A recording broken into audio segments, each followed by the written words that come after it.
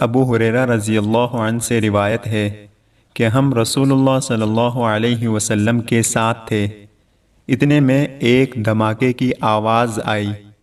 رسول اللہ صلی اللہ علیہ وسلم نے فرمایا، تم جانتے ہو یہ کیا ہے؟ ہم نے عرض کیا، اللہ اور اس کے رسول خوب جانتے ہیں۔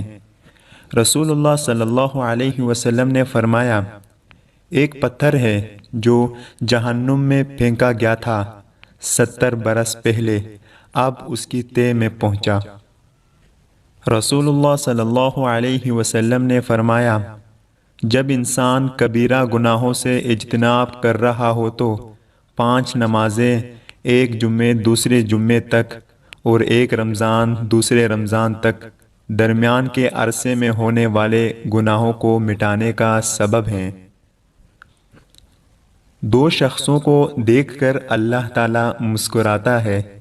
رسول اللہ صلی اللہ علیہ وسلم نے ارشاد فرمایا، ایک وہ ہے کہ جو سرد رات میں اپنے بستر اور لحاف سے اٹھ کر وضو کرتا ہے اور نماز پڑھتا ہے تو اللہ تعالیٰ فرشتوں سے پوچھتا ہے، میرے بندے کو یہ تکلیف برداشت کرنے پر کس چیز نے ابھارا ہے؟ فرشتے جواب دیتے ہیں کہ تیری رحمت کا امیدوار ہے اور تیرے عذاب سے ڈرتا ہے۔ اللہ تعالیٰ فرشتوں سے فرماتا ہے، گواہ ہو جاؤ، اس کی امیدیں پوری کر دی ہیں۔